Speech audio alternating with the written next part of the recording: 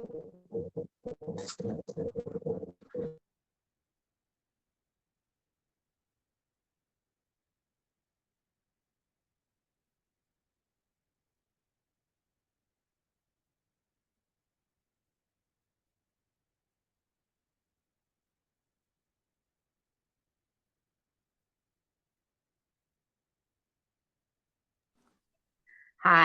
it's Celinda.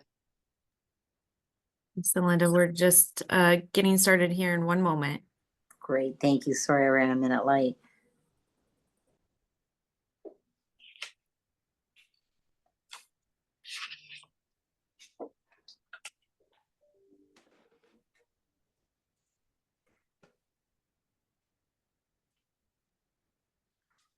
Zach, maybe we can get started with just the welcome and then we'll have Lavora when she arrives. Yeah, that's fine. Okay. Well, thank you everyone for joining us. This is the second in our three-part series on the elections for this season. And we're excited to have Zach Gorchow and Gongwer as our partner in this great dialogue that we're about to have. We are excited to have all of our participants, clients, and friends who have joined us on this webinar as well, and Representative Cernoglu, Celinda Lake, and we will be welcoming Michigan Democratic Party Chairwoman Lavora Barnes as well. So I'm going to turn it over to Zach, our host for today, and allow this discussion to happen. So thank you so much. We're really excited for this conversation today. Good afternoon, everyone, and thanks, Melissa. So I'm Zach Gorchow. I'm the president of Gongwer News Service Michigan. Really excited to host this webinar today with Kelly Cawthorn, and we appreciate their partnership. As many of you know, we hosted one of these with a group of Republicans earlier this month, and today we're talking to the Democrats now that we're 15 days away from Election Day, which is hard to believe, but of course voting has been ongoing now for a couple of weeks. So I think we'll start it off with more of an overall sense of things, and maybe Celinda, you would be well put to ask this question too, which is just overall, how do you see the posture of this election right now? And is it similar, different to 2020 and or 2016 in any ways, or is this a totally different animal? Really good question, Zach. And first of all, it's delightful to be on with everyone, and thank you for all you do, because Michigan is a key cornerstone.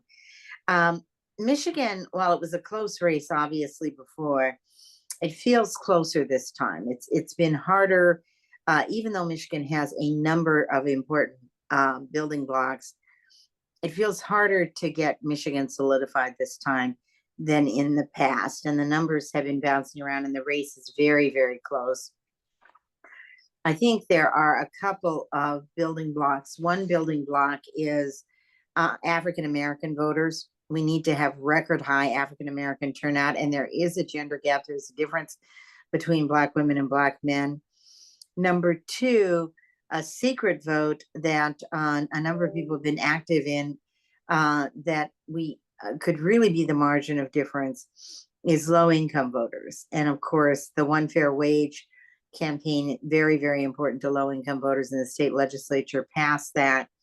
But in 2020, there were 690,481 low-income voters who did not vote. And of course, the margin was only 154,000. So just among low-income voters alone, they're 4 times the margin of victory possible here. 3 younger women, very, very important constituency, very Democratic constituency. Young women have been very motivated by abortion. They were motivated by abortion on the issue agenda. One interesting statistic that just shows the sea changes could represent, and young women very motivated for Harris, but we got to work to get them out, particularly low propensity young women. And young women who voted, who turned out in record numbers in Kansas right after the Dobbs decision, their turnout was higher than every single group of men in Kansas. So the potential here in the Midwest, and Harris right now among young women leads by a 24-point margin. So a very key vote, but not guaranteed to turn out. And the last dynamic I will say, which we saw in Michigan, a second to the last actually, which we saw in Michigan, but is on steroids now, is the gender gap. We have a 40-point gender gap in the presidential race, a 38-point gender gap in the most recent data in the Senate race. Women voting overwhelmingly for Harris and Slotkin, men voting overwhelmingly for Trump and Rogers. Finally, I think the secret sauce is the women's leadership in Michigan. It adds about 1 to 2% of the vote. We're having a very, very tough time, particularly in 2.5 months, trying to credential Harris as experienced, strong, and good on the economy.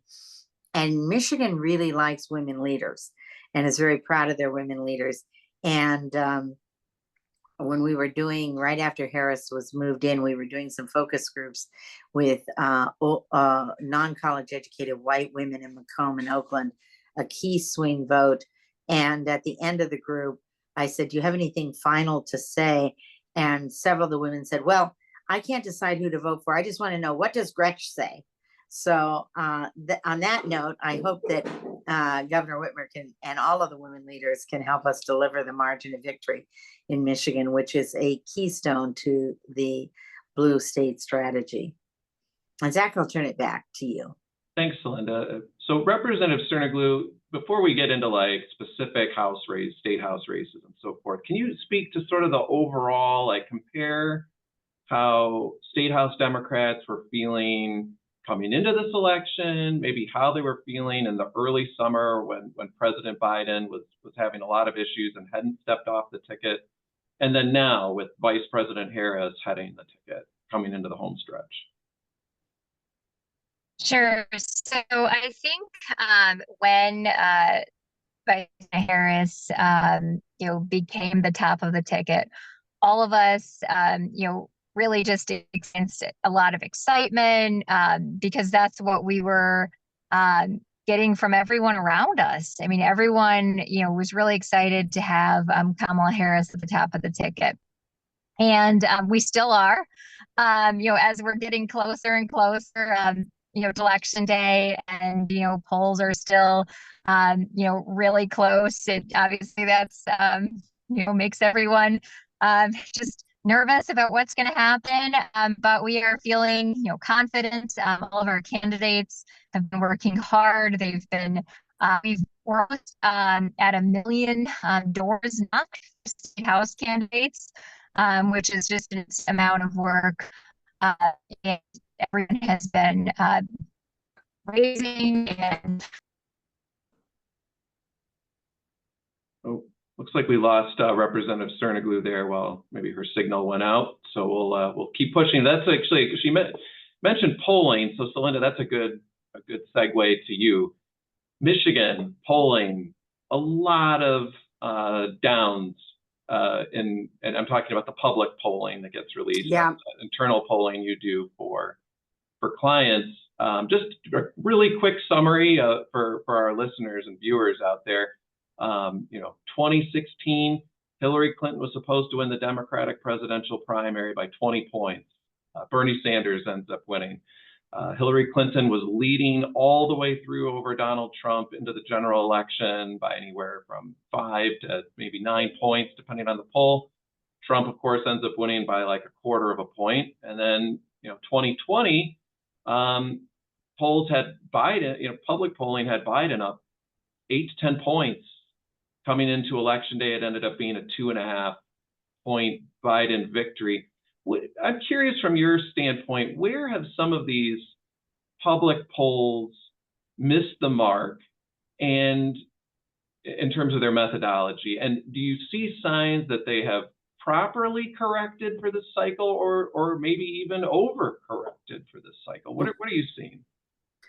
Well, I think the hardest thing in the polling is to figure out the turnout model And that's hard in this election as well. And of course, for the private pollsters like myself and other people who work in Michigan, 85% of our polls are never public.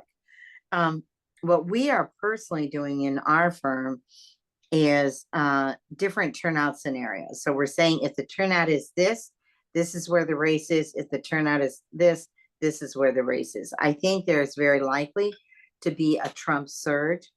And we know among younger men, there is some movement toward Trump. We know that among voters who were registered in 2020 but did not vote in 2020, Trump actually leads among newly registered in 2020. So there is a potential for a Trump surge. I also believe, particularly if we work hard, that there is a potential for a Harris surge, particularly among African Americans, particularly among younger women. And even if African American men are less strong than we would like to see them, they will be Harris's second best group, African American women being her best group. So they will still vote overwhelmingly for Harris. But the key is turnout, and anyone who tells you that they know exactly what the turnout is going to be, I think is kidding themselves and you. In 2016, we had a silent Trump vote. Some people were embarrassed about voting for Trump. In 2020, some people were told by Trump not to say who they were voting for. We don't particularly have secret Trump voters now. Trump wants to pull ahead of Harris, so he's not telling his followers, don't answer the polls. And I think that we don't really have a secret Trump vote. Nobody's intimidated about saying they're a Trump voter right now. I think the best guidance is to look at the average of the polls and the aggregators. The aggregators were off in 2022, though, because the Republicans flooded the system with a lot of questionable polls to change the average. And all of us were unprepared for that. The aggregators were unprepared. Frankly, the Democratic pollsters were unprepared. And we've lobbied very hard to make sure that the aggregators, we being all of the pollsters, have equal numbers of Republican pollsters and Democratic pollsters, delete the outliers and delete the pollsters who have less reputable reputations. So I still think the aggregators are one of the places to look to see where things are at. But very often we're seeing analysis of polls say Trump is up, Harris is down, Harris is up, Trump is down. And the polls are shifting well within margin of error. And particularly in subgroups, they're shifting well within margin of error. So it's very, very hard to tell what, in such a close race, it's hard to tell what's going on. But I think the polls have corrected for a lot of the issues. Those are great points. You know, I know I get frustrated with some of my brethren in the news media when, you know, let's say candidate A is 1 point closer according to the poll, and it's characterized as the race is tightened, and it's really just statistical noise. And it's good to underline for all the viewers on today's call that point. So thank you for that. And it looks like we got Representative Cerniglu back. Glad you were able to get back on.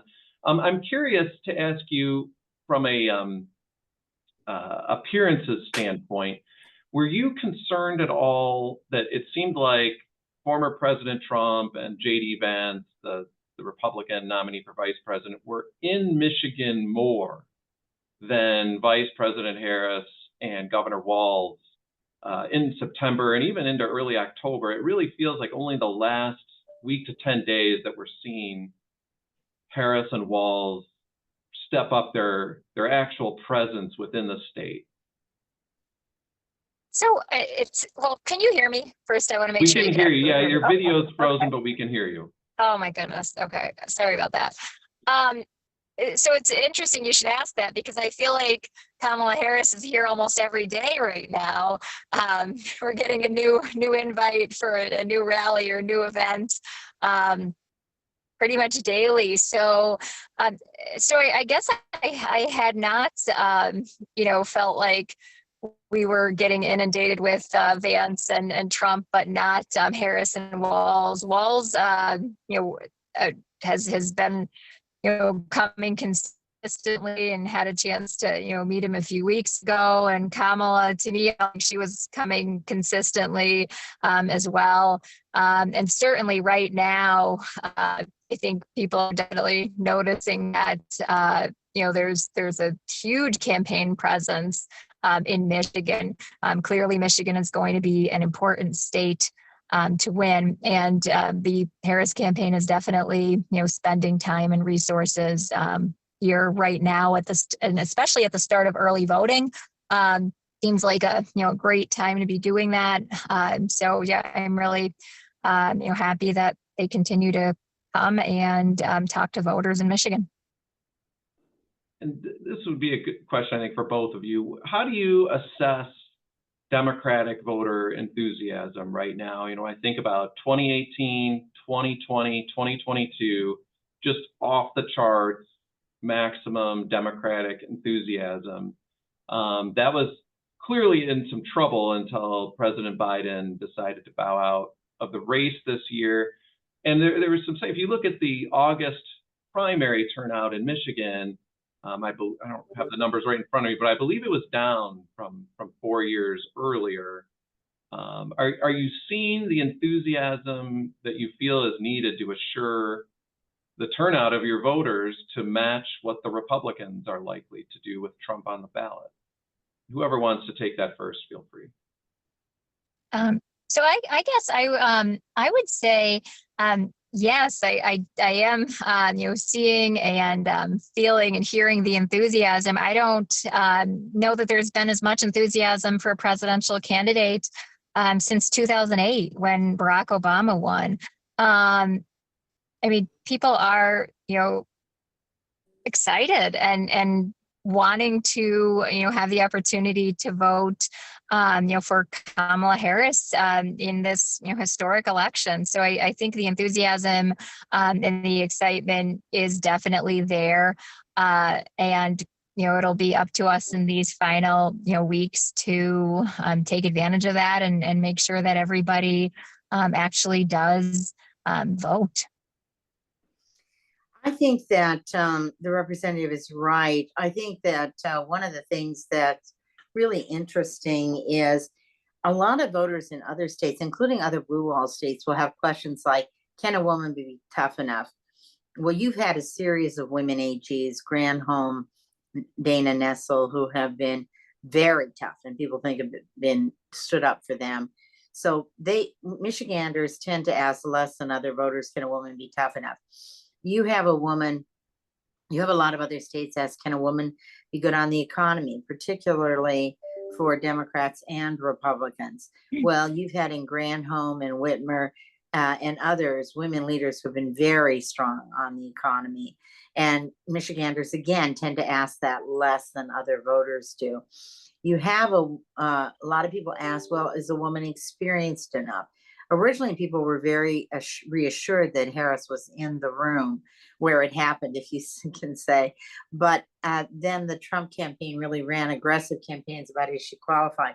Well, again, the state with Whitmer, Benson, and Nessel, and others, and Supreme Court judges that are women, ask that question less. So I think that you have this is the kind of secret factor that can make 1% to 2% vote.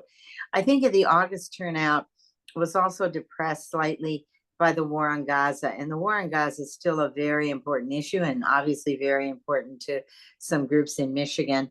But we have found that the people that are worried about the war in Gaza, for the most part, with the exception of the Arab American MENA vote, have focused on a number of issues. They are simultaneously focusing on a number of issues. So what was depressing turnout, I think, in August isn't going to depress turnout as much in November. So I should have mentioned at the top here, and thankfully some folks have already jumped in, to use the Q&A widget at the bottom here to ask your questions, and we'll get to them. So we've got a few. We're gonna we'll hit a few of them now, especially since we're talking about the presidential race. Are there key areas of the state that should be watched on election night that will determine the presidential race in Michigan. So Linda, why don't you take that one? Well, obviously the turnout in Detroit is going to be a key factor in the race, and is always in the race. Then you have the suburban ring and what the vote is in Macomb and Oakland, particularly among women voters. And then while we lost Grand Rapids in 2020, Grand Rapids is an extremely pro-choice market.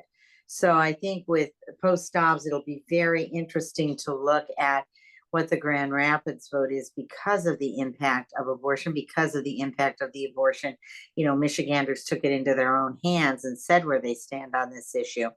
So you're spread thin in Michigan. There are lots of things to watch, but I would watch the turnout in Detroit, the margin in Oakland and Macomb, and watch what's happening in Grand Rapids. How close is it in Grand Rapids among pro-choice voters? I'll throw in my own 2 cents on this. As far as one thing I'm really going to watch closely is some of these communities where that Biden won in 2020, but John James won in the U.S. Senate race as a Republican. So communities like Rochester Hills and Oakland County suburb, Walker, which is a suburb of Grand Rapids, would be places like that. And so, if Vice President Harris does not replicate that may be a signal that some of these, voters who are Republican voters, they can't stand Trump, can't vote for Trump, they're going to vote Republican the rest of the ticket. But if those places, Harris is not matching those margins, might be a signal that those voters are sitting out the race. So I'm going to watch that pretty closely. Another question here. This one's Hey, Zach, one thing I'd like to yeah, add. go ahead, please. Because I think you said a very important thing, sitting out the race. We have now, polling have had to add this cycle a new category. I won't vote in the presidential race, but I will vote the rest of the ticket. Normally the drop off, and Michigan can have some pretty substantial drop off, has been the reverse, that as much as a third of the vote will drop off by the end of the ballot. But in Michigan and elsewhere, it's very, very rare to have people drop off at the top. But people are really churning about this vote, and we had to add a category in our poll to take that into consideration this time. That's really interesting. Any interesting findings you've had from that, or is it not really registering with responses? Well, it's still a small n, but I will say this: at first it was high with Biden, then it disappeared with Harris, and now it's starting to climb again. So unclear where it's going to be.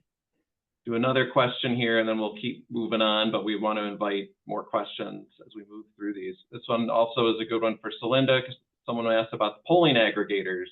For those who may not know, these are entities that take all the polls of a given state within a particular relatively recent frame of reference and average them. That way you get more of a evened out version, although these are pollsters using different methodologies and so forth. So this person says 538 shows the race narrowing from a 2.5 lead for Harris to a 0.1 of a percentage point lead today. How concerned should the Harris-Walz team be? Well, I think the Harris-Walz team is very concerned. Every Democrat should be very concerned. What we have seen in Michigan is the Senate race, and this is public data that Alyssa Slotkin has shared, was closing in a very dramatic way, and the presidential race was closing. Now it's opening back up a little bit, but still closer than we would be completely comfortable with. And these are swing states, and we're spread thin. I mean, this is a campaign that has had to accomplish everything, and I think they've done an unbelievable job in 2.5 months. With a candidate who really wasn't very well known. No vice president is very well known. So it's been miraculous, but there's still persuasion and GOTV on the table. So everything you do matters, and everything needs to be done more. Let's move a little more locally to the Michigan House, because really when it comes to state government, that is the battle. The only in terms of the legislature and the governor and the ability to pass and sign laws, it's really about the Michigan House, where Democrats have a 56-54 majority. It's a very competitive battle. Republicans are pushing very hard to try to flip that. So Representative Cerniglu, you're the chair of the House Democratic operation. Really interesting dynamic this time because, of course, we had a tremendous cycle 2 years ago, really up and down the ticket for the Democratic Party that saw your party win control of the House. Governor Whitmer won a lot of these seats by 7 to 12 points. Tremendous wind in the sails of Democratic House candidates. Of course, now with Trump on the ballot, these will be much closer races at the top of the ballot. It may even be a situation where the top of the Republican ticket with former President Trump wins these House districts. How do you feel coming into this right now with this different dynamic? So we are, still, very confident that our own candidates have done the work in their districts and on the ground. Regardless of what happens at the top of the tickets, we believe that they will, come through these elections and that our incumbents will come back. And there are several seats that we are focused on flipping. And we've been getting very good and positive feedback in those seats as well. But as you said, it's going to be very close, in all of these categories. So, we are, getting ready, to make our final, big pushes as we approach election day here. And, we are, we're ready to, do the work to push our candidates over the finish line, regardless of what happens in other races. But of course, we are, hopeful that, the Democrats will be winning up and down the ticket. And I do think that that is going to happen. I mean, Elissa Slotkin has always been immensely popular, in whatever, race that she's been in. And also I think Kamala Harris, is going to ultimately, win Michigan, and people vote straight on Democrats. So,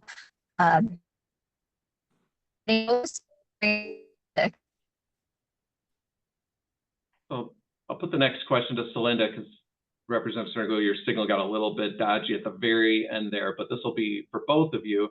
The Democratic messaging this cycle, has been very heavy on abortion rights, and that's particularly true in these Michigan House races, but we're seeing it really up and down the ticket from U.S. Senate all the way down to Michigan Supreme Court.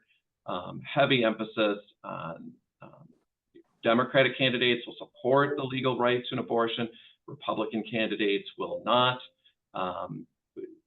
Celinda, is the emphasis that Democratic candidates are putting on the abortion issue about right? I mean, in a few of these races, the messaging is, at least from a television standpoint, maybe 80 to 90% on that issue. Well, I think the formula for success is to be even on the economy and win on abortion, honestly. And I think that it's hard to win the economic issue because voters give a lot of credibility to Republicans, particularly at the national and federal level. People think that Trump is a businessman, and you're not going to convince them that he was a bad businessman. They think, he's got a golden tower, that says it all. And people are untroubled by his selling of paraphernalia and things. So I think that we need to be even on the economy, win on abortion. Abortion is a clear distinction, like who's really good on inflation policy or rising cost of living. Hard for people to sort out, particularly in a state that already spoke loudly and clearly with your abortion initiative 2 years ago. It's like yes or no. And frankly, you have some Michiganders and some Michigan candidates who have said some really, really crazy, outlandish things.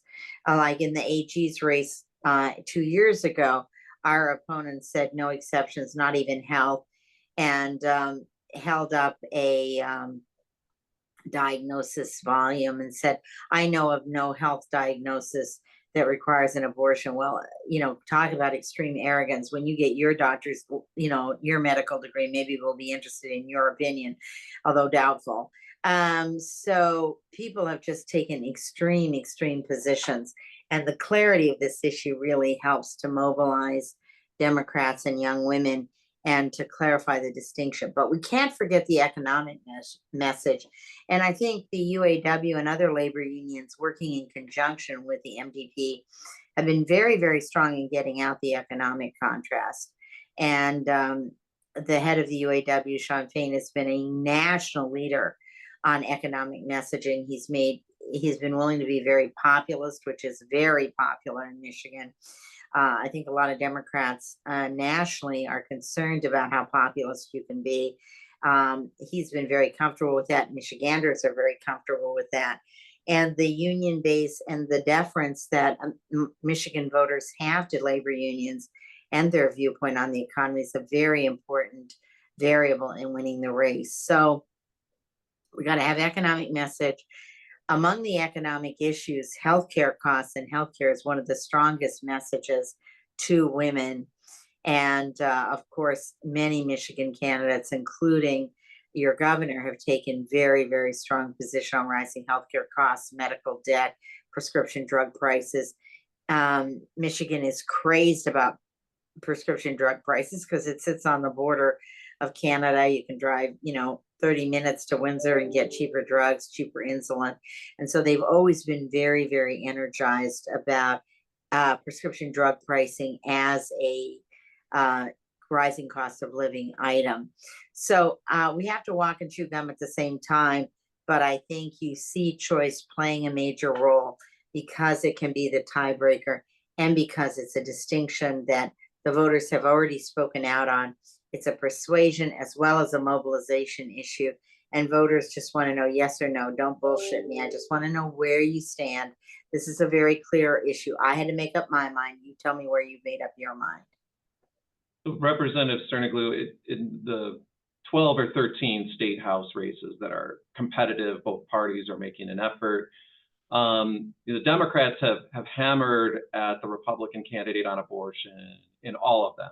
Television, I'm not privy to the mail that's going out in these places, but I've certainly seen TV hitting hard. The Democratic candidate will protect a right to an abortion. The Republican candidate will not, and may even favor, the old now repealed law that criminalized it. Is that a winning issue? The Republicans would contend, hey, voters voted on this 2 years ago. It's settled. This is not a live issue anymore. Yeah. So it's definitely a winning issue. And I think everyone knows it's a winning issue, which is why even Trump keeps trying to suggest that he supports choice. I mean, time and time again, he keeps suggesting that he is, in some way pro-choice, which is completely false and not true. But polling, does tell us that choice is a very important factor in how people are choosing their leaders now. And as things happen, I mean, even just recently with the Alabama, decision, that voters are, and women in particular, are seeing some of these implications of what can happen if certain facets of choice are taken away. I mean, we could be prevented from having fertility care. We could be prevented from having any number of healthcare options that are, related to reproductive freedom. So I think it's very much an issue that is alive and is important to our voters who want to continue to have freedom of reproductive rights. So yeah, I think we're going to see that coming forward in the election, that this is a message that resonates. Question from the audience. Both of you can take a crack at this one, but Celinda, we'll start with you. Based on the initial absentee ballot return rates, and we have had some early voting very early in Detroit, in-person early voting, many experts think this is going to be a high turnout election. Do you agree? And if it is a high turnout election, who benefits? It depends. It's a really, really, really good question, but it depends on who's the high turnout. I think the Trump year has been a change in the sense that we've seen surge Democrat as well as, surge Republican as well as surge Democrat. The early vote numbers are really good news, although there's been a lot of contradictory information about who's actually turned out early across states. But I do think in general, we're seeing it across states. And I do think in general that it's been good news for us, but there needs to be some more analysis of that. One of the people, and it's not the only person I trust, but one of the people I really trust is Tom Bonnier of Target Smart. And I was just asking him today what he thought the patterns were. And he said, we need to get some more information. It's been such a mishmash, but his instincts were it's probably good news for us.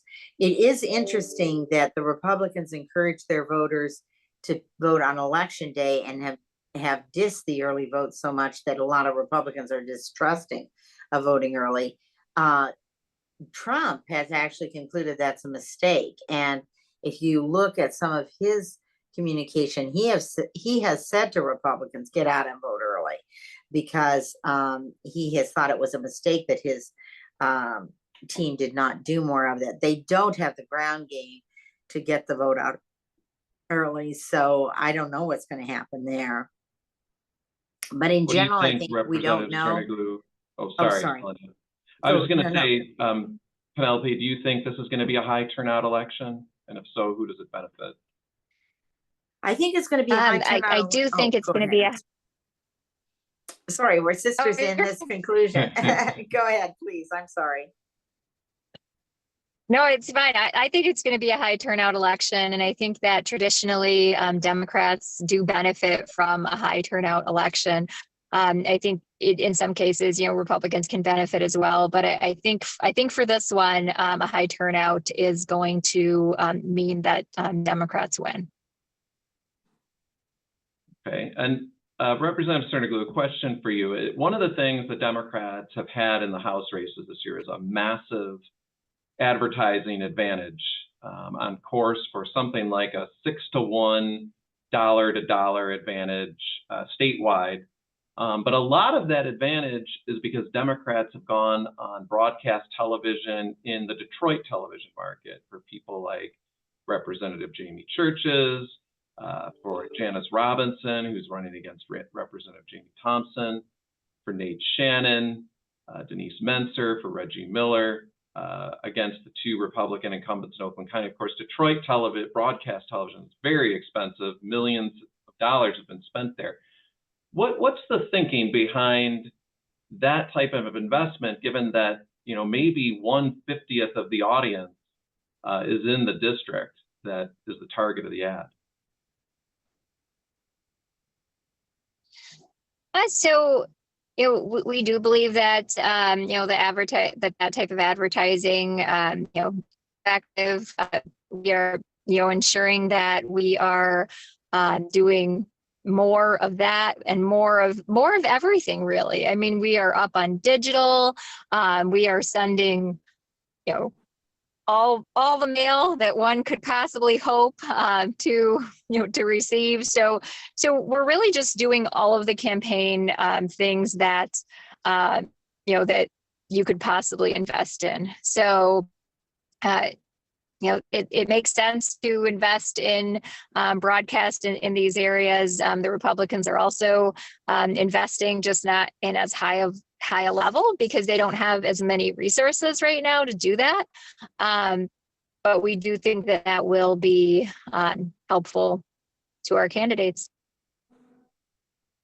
And then we'll hit a couple of these specific races before we'll move over to the congressional races. I'm curious, Representative Cerniglu, there's 2 seats in Oakland County held by Republicans.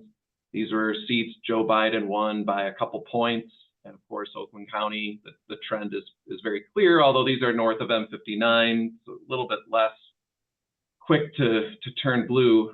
You're targeting Representatives Mark Tisdale and Donnie Steele, Republicans. Make the case for how the Democratic challengers will be able to unseat them this year with a fairly neutral environment versus 2 years ago when Governor Whitmer was winning those seats by over 10 points. So this time around, sorry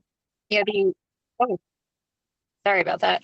So the incumbents now have a record of voting on different things, like they've voted against choice, against reproductive rights. They voted against gun safety. They voted against, having clean water in our schools.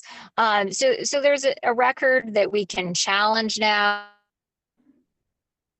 Oh, we lost her. Well, hopefully she'll come back. We'll keep going. And oh, wait, she's logging back on. Give her a minute here. Goodness, I think I'm back. Yeah, we lost you for a sec, but you're back. Go ahead. Yeah. A little broken up. I'm going to ask. Okay. I'm going to ask Celinda a question. Oh, go ahead, Penelope. Sorry. Yep.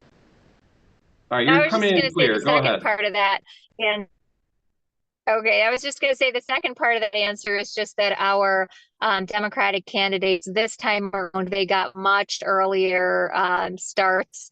They started their fundraising early. They started door knocking early. So they just had a much stronger ground game this time around. So that and All right, so Celinda, let's talk about races for U.S. House. Actually, we haven't really talked about U.S. Senate. Let's hit U.S. Senate really quickly.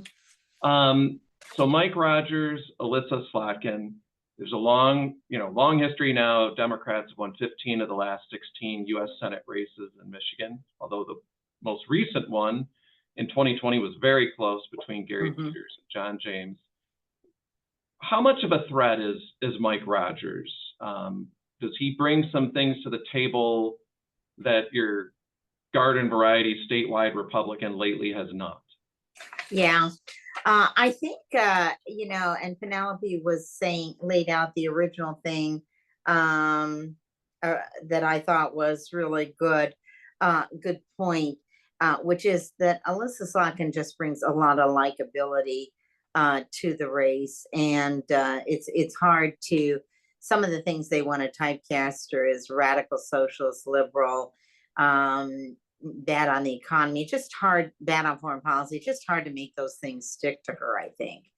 I think the race is going to be close. The most recent polling that we've seen has her about 3 points up. There has been some public polling that the Republican Senate Campaign Committee released that was even, but I think in most of the internal polling on our side, which was a little earlier in the month, showed her 8 points up. So I think it'll be a close race. I think it was tightening. I think it's starting to spread out a little bit. I think that, in their first debate, there was a lot of sparring around foreign policy, manufacturing, and immigration. Immigration is a bigger issue in Michigan than one would think. Being on the border of Canada, you wouldn't think it would be that much of a problem. But I think that Slotkin has had good answers. There wasn't anything new that was raised that hadn't been raised before. Slotkin is better known than Rogers. She has the money to conduct her campaign. So I think it's going to be a close race. I think Rogers has some appeal on the economy, but is not that well known. And I think Slotkin can really benefits from a combination of likability, qualified, and just not seeming particularly partisan one way or the other on issues. I'm curious, Celinda, what you thought of the ad Elissa Slotkin has up right now, where she basically says, I'm not going to tell you what kind of vehicle to buy when it comes to this electric vehicle internal combustion engine debate. I live on a dirt road. An EV won't work for me. There was some criticism of that in terms from a tactical standpoint, that it was kind of reactive. little defensive, maybe a signal that those attacks have drawn some blood. What do you make of it? I thought it was really smart because I think she understood that the electric vehicle debate is more about values, honestly, than it is about policy. And I think she answered it on a values level. She also put herself in touch. I mean, I have been really stunned, honestly, at how badly we have in general lost the electric vehicle debate, including when I've been really interested in the leadership of the UAW, who has taken, I thought, a very good stand, which is let us manage the transition, but how much labor union members in Michigan have turned anti-electric vehicles. So I think this is a debate that we need to start over again. I think we've really lost it in a very damaging way, and I think it'll be a bit of a ways back. But I think in terms of candidates, many candidates think it's just a policy debate. I think it's a values debate. I think Slotkin's been very, very smart to understand that and just affirm the shared values and shared experience and being in touch with reality rather than debating the pros and cons of the policy. Representative Sterniglu, you've lived in the capital region for a while. You've seen, both Mike Rogers and Elissa Slotkin represent this area in the United States House of Representatives. What do you make of the way this U.S. Senate race has shaken out? These are both people who've shown an ability to win difficult races. Yeah, they have, but I'll tell you the thing that I know Mike Rogers for most closely is that he effectively disenfranchised thousands of students at MSU when he had put some requirements in place for where they could vote. And what I know Elissa Slotkin for most is just her ability to connect with voters of all parties, and especially independent voters. She has just been so impressive since the first day that I met her. And when I hear her speak on the campaign trail, I think she really, she just speaks to everyone about all of the things that everyone, in Michigan values. So while they're both, strong candidates in their own right, I think that Elissa just has more to offer, all of the voters in Michigan, and I think that will come through, as we get there. One thing I think that for a while was working against Elissa is that the ads that they were making against Harris and the ads they were making against Slotkin overlapped a lot, and so you would see this argument kind of repeated. And it was almost giving double the points to the argument against Elissa. Now I think the two races have diverged more. And I think that actually helps both candidates because it's not double the points on the same argument. That's a good observation. One of the candidates on the Republican side that's been doing that quite heavily is John James. He's had a number of ads that basically say Carl Morlinga is with Vice President Harris's position on whatever. And it's cast in a negative light, which I thought was kind of an interesting, like you said, two birds, one stone. So let's talk about the U.S. House a bit. Representative Sterniglu, do you think, is Curtis Hertel in trouble? Is this race getting away from him, or is this still like a coin flip? So I think that, that one is hard to call because it's also going to depend on areas like MSU campus. Can we have a huge voter turnout on campus? Will the students vote on campus? And, has he been connecting there with the students? So I think we'll have to, see what the answer to that question is in particular, because if we have a huge voter turnout on campus, that can carry him through through the race. And then also the question, remain as to who's connecting more with the voters in the rest of the district. And I just don't know the answer to that question. I think he's certainly, been doing a great job, getting his message of being a regular guy out and across the district. But I don't know. That'll be an interesting one to watch. Yeah, And I go would ahead, just add, Linda. I really, Representative, I really appreciate your analysis because I really agree with you, and I think it's a hard one to read. Two other things I would add is there's just been a tremendous amount of advertising. It's one of the most expensive advertising campaigns in the country, and I don't think people predicted that it would be. So that's been kind of stunning, and it's hard to sort that out with these voters being inundated. The second thing I would say is in terms of the public polling, the most recent public poll is a Signal poll. It showed Barrett up 4 points over Harris, Hertel, I mean. But the Signal polls, it's a Republican polling firm that has been more conservative than the other Republican pollsters out there. Because Signal has been polling in a lot of races lately. And so I would just caution that they tend to run about 2 to 4 points more Republican. In other places like where we're polling and we've seen their polls, we haven't polled in this district. So I bet it's a toss up. I bet it's very close. I think your analysis, Representative, was exactly right. And it's just, I don't have enough information to call it now. I don't know that anybody can. One of the ones that's been pretty interesting to watch is the John James, Carl Marlinga rematch over in Macomb County. This is the great Democratic regret of 2022. The National Democratic Party did not put money into that race, sort of believed that John James was running away with it, and it ended up being a very close race, not decided until about sunrise on Wednesday. I don't know how much direct involvement either of you have with it, but the Democrats are pouring a ton of money into it this time, and it looks like James will be outspent, which is, a bit of a surprising turn of events. But what do you make of the dynamic there? So, Linda, what do you think? I'm not involved in it directly. I do think that the increased outside investment and the boost of a presidential year can get Marlinga over the top. The latest public polling that we've seen was an August Democratic poll that showed Marlinga 3 points down, which is still within margin of error. What that did, though, was encourage Democrats to increase their investment, not decrease it. So I think this is one where we probably eke it out, but it's a tight race. It's a really tight race. I don't have much to add there either. Okay. Yep. Understood.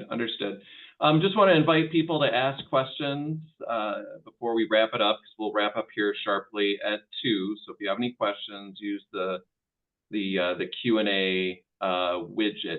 I guess let's just pivot back to the Michigan House to close it up. And Zach, if I can just add one thing before the Michigan House.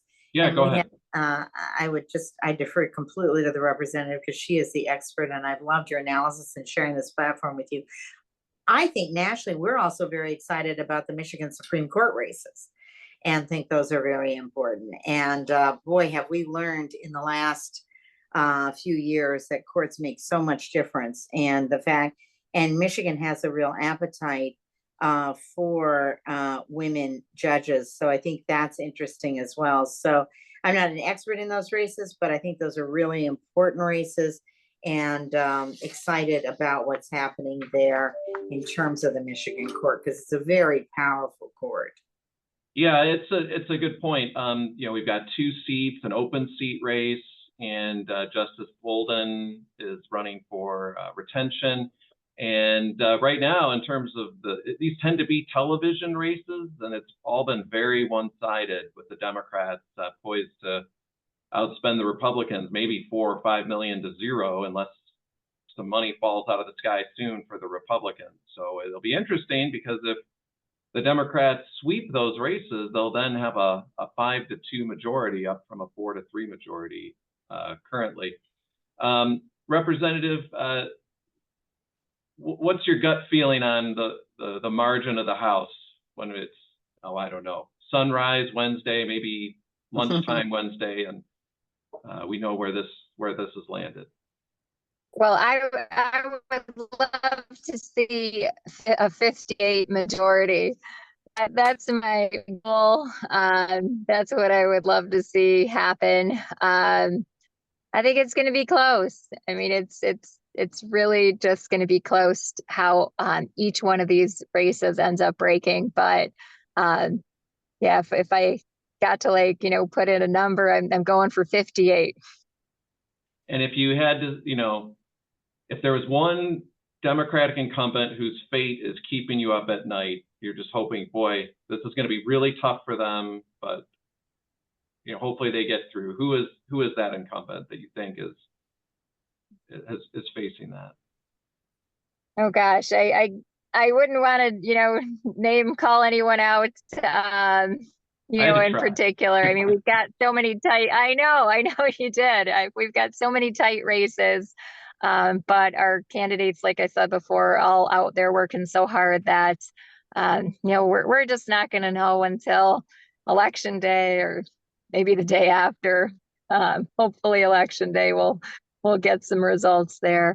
But yeah, it's really, really hard to call at this point. So Celinda, if you could answer this one in maybe like 30 seconds, we have a question from the audience. How do you explain the Trump hold on voters despite his biography and behavior? Oh my God, I so appreciate that question. You know, as a pollster, I'm supposed to understand this. And I understand 2016. In fact, we predicted that it would be much closer than people thought. I still thought Hillary would pull it out, and she did win the popular vote. 2020, I understood completely as one of the top two pollsters in Biden. But I too am mystified. Not mystified if you were at 33, but truly mystified at how he can be at 46, 47. I think it is the economy. That's a big factor. He's perceived to be better on the economy, and the desire that people have for change in bad times. I think we all know, and Michigan, you've been successful, so kudos to you. But it is difficult to elect women to solo offices, and it is difficult to elect African American women in particular, and Asian American, Southeast Asian American. So this was never an easy task, and we only had 2.5 months to do it. I think if we had one thing to look at, it's we've been trying to change the conversation from who's better on the economy, where Trump still has an advantage, to who's better on economic well-being for me, you and your family. So give me that number on election day, and we'll know who's going to win this election. But I'm as frustrated as you are. I want to thank Celinda and Representative Serniglu and all of you for tuning in. Really appreciate the opportunity to co-host this webinar with Kelly Cawthorn, and we'll have one more the Monday before the election with John Selleck and Adrian Heman, two our fine political consultants here in the state, and known as the Baldly Bipartisan Duo. I'm sure they'll have a lot of really interesting things to say on election eve. So thanks again for tuning in. Hope everyone has a very pleasant day. And Zach, thank you for your expertise and amazing moderating. It was really, I learned a lot from you. So thank you very much. Thank you. Representative, so much. best of luck. And thank you so much. Thank you. Have a great day, everyone.